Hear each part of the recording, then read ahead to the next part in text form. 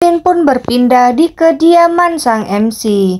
Terlihat spiritual beast di atas genteng. Kau ingin mengklaim tempat itu? Miau, kata spiritual beast. Yah, aku tidak yakin berapa lama lagi aku akan tinggal di sini.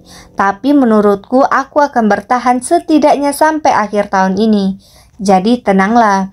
Tiba-tiba ada yang memanggil sang MC. Tuan muda, aku akan pergi bersamamu jika kau baru saja memberi perintah. Apakah perjalanan Anda berjalan dengan baik? Tanya sang MC kepada pengasuhnya. Apakah pengasuh juga baik-baik saja? Apakah kau mencapai apa yang ingin kau lakukan? Tanya anak pengasuh.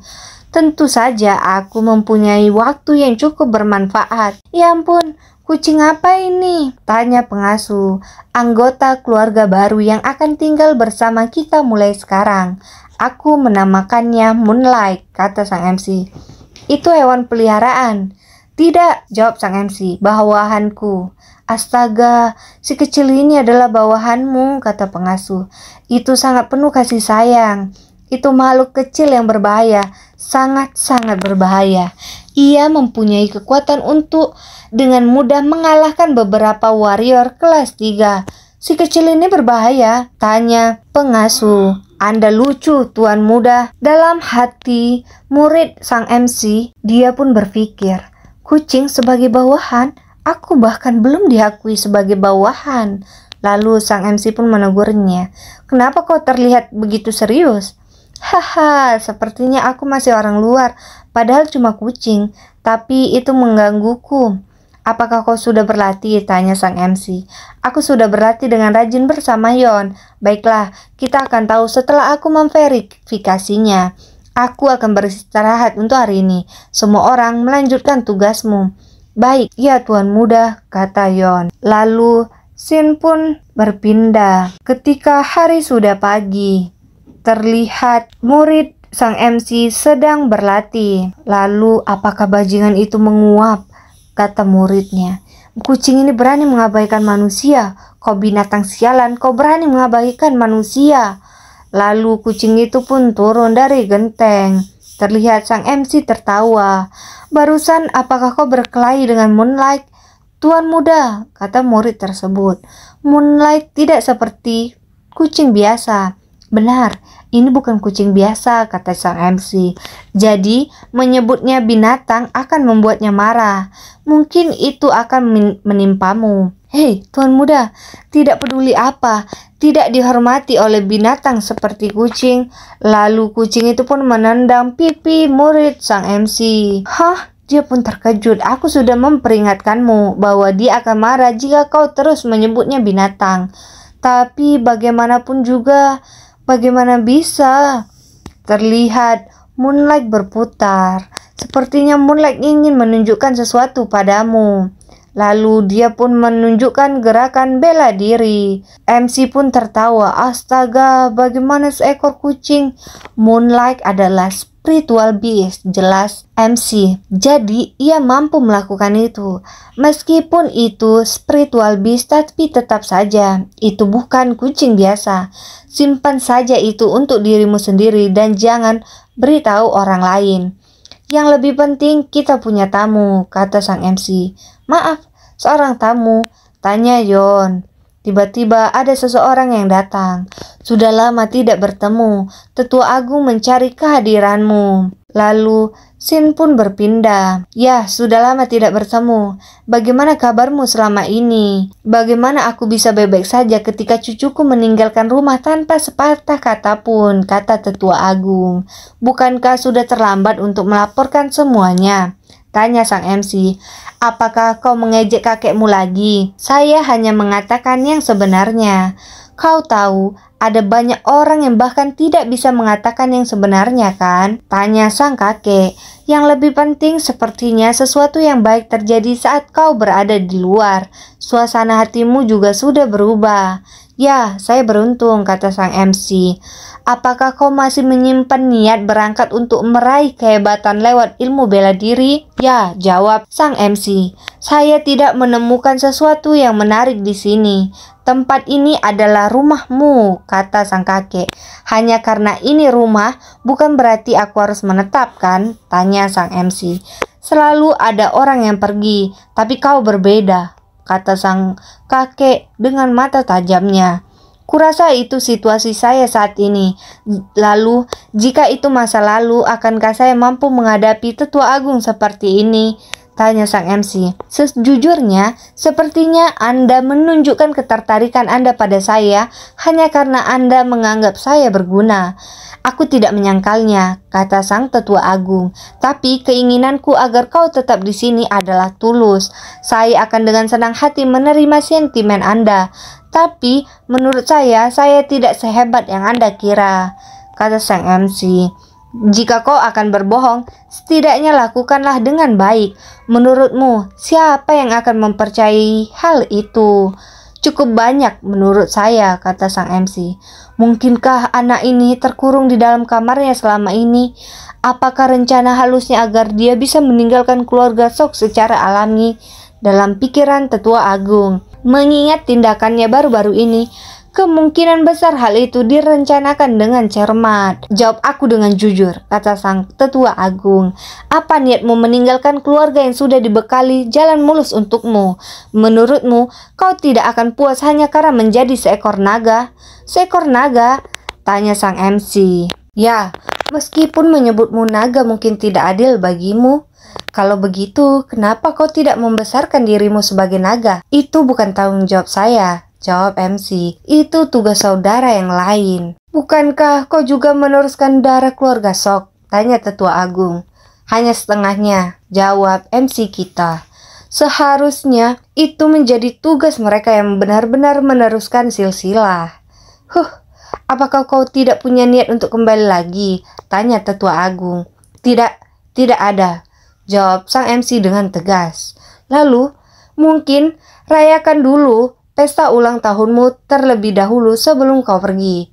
Tapi, sampai saat itu tiba, setidaknya lakukan percakapan dengan kakekmu sesekali. Kau akan memberiku bantuan sederhana seperti ini, bukan? Baiklah, jawab MC. Bagus, silakan saja. Kau sepertinya sudah ingin pergi.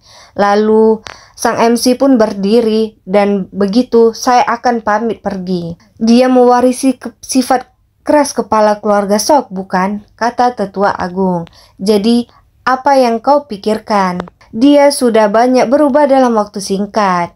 Energinya mungkin tampak sebanding dengan seorang pemula, tapi kita tidak boleh menilai hanya berdasarkan energinya.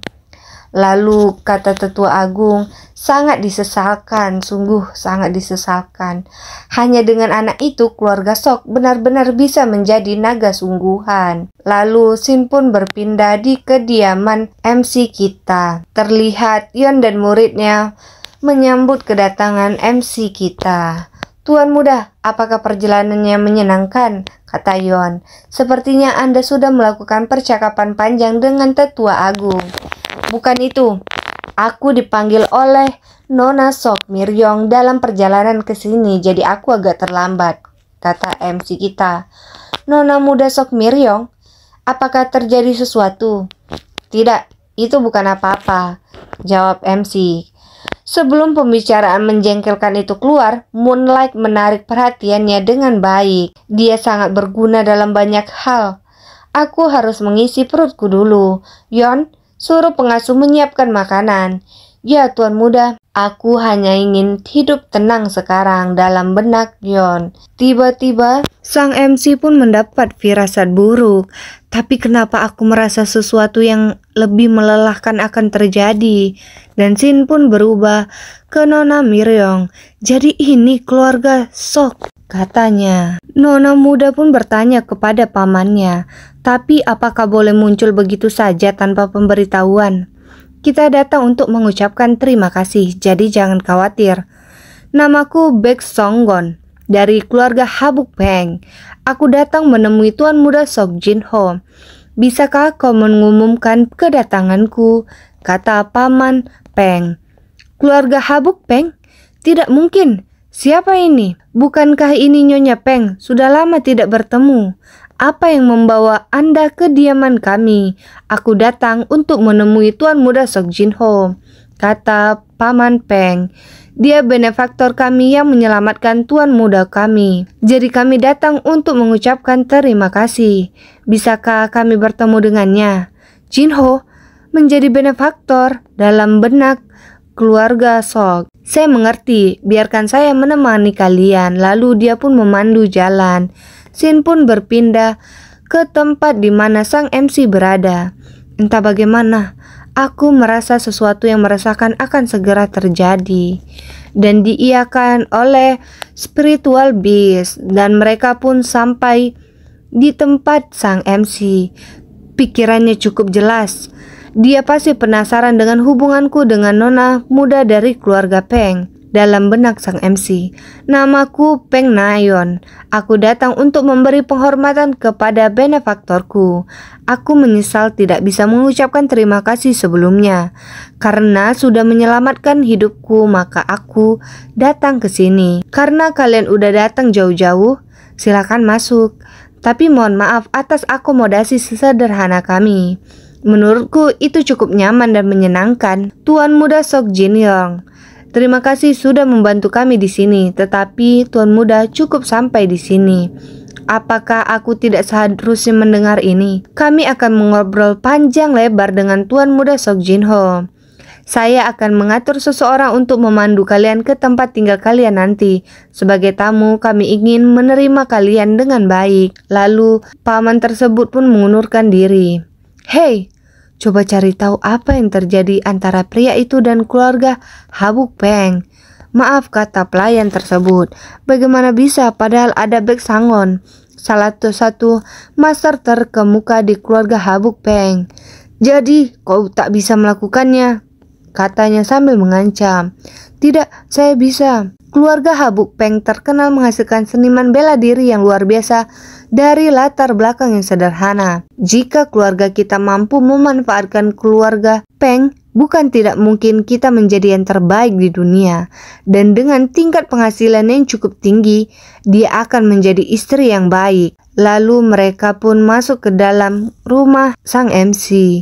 Aku mencoba berkunjung dengan tenang, tapi aku ingin tahu apakah aku terlalu banyak ikut campur. Sok Jin Ryong tampak terkejut, tapi aku santai saja. Dia berbeda dari generasi muda biasanya. Dalam pikiran Paman Peng, sungguh mengesankan bahwa dia tidak menunjukkan tanda-tanda bingung di depan wanita secantik di usianya. Perubahan ekspresi wajah Sok Jin Ryong terlihat cukup. Sebuah terima kasih, kata nona muda Peng. Ini tanda kecil rasa terima kasihku. Aku sudah lama ingin membalas budimu karena sudah menyelamatkan hidupku. Ini adalah plakat yang mirip dengan plakat yang kugunakan. Kau bisa menerima berbagai manfaat jika kau menggunakannya. Ini juga memungkinkanmu untuk mendapatkan dukungan finansial dalam jumlah yang besar. Haha, ini bukanlah hadiah yang biasa, kata sang MC dengan muka terkejut. Tapi itu tidak sepenting nona muda. Jika kau menolak mengambilnya, aku khawatir nona muda itu tidak akan beranjak dari tempat ini. Karena dia itu keras kepala. Kalau begitu, aku akan menerimanya untuk saat ini, jawab sang MC. Terima kasih, kurasa itu kalimatku, kata sang MC. Sebenarnya, aku sedang mencari cara untuk mengumpulkan uang. Ini bukan ide yang buruk dalam benak sang MC kita. Tapi bisa juga menjadi belenggu jika disalahgunakan. Tapi akan baik-baik saja jika digunakan secukupnya. Pertemuan mereka pun berakhir. Apakah kau tidur dengan nyenyak? Kata nona muda keluarga Peng. Apakah ada yang ingin kau katakan kepadaku? Tanya sang MC. Kau menyadarinya. Kalau boleh, bisakah kau bersparing denganku? Sebuah sparring? Tanya sang MC. Ya, tentu saja. Wah, benarkah? Kata nona muda Peng. Ayo mulai segera setelah kau siap. Ya, Tuan Muda, aku akan membiarkanmu melakukan serangan pertama, kata sang MC. Mereka pun mulai bertarung. Kalau begitu, aku harap bisa belajar darimu.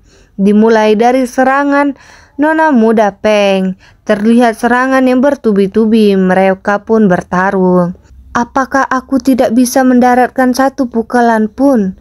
kata nona muda keluarga Peng. "Kalau begitu, ayo coba pertarungan dari jarak dekat." Dia pun mencoba pertarungan dari jarak dekat, lalu dibalas oleh sang MC kita. Pertarungan sengit pun terjadi. Apa dalam benak nona muda Peng? Ia sepertinya tidak mengerahkan banyak tenaga, namun ada kekuatan luar biasa di dalamnya. Apalagi ia seolah-olah sudah mengantisipasi setiap gerakan dan teknik yang akan kulakukan selanjutnya. Seolah-olah ia sudah familiar dengan ilmu bela diri keluarga kami. Lalu nona muda Peng pun tersudutkan. Lalu dia membalas serangan dari sang MC. Pada jarak ini aku punya keuntungan dalam benak nona muda Peng. Ia tidak akan bisa menyadari seranganku. Dia pun melancarkan serangan mematikan kepada sang MC. Lalu sang MC pun menghindari serangannya dan membuat sang nona muda terlepas dari senjatanya. Nona muda tersebut pun ditodongkan pedang oleh sang MC.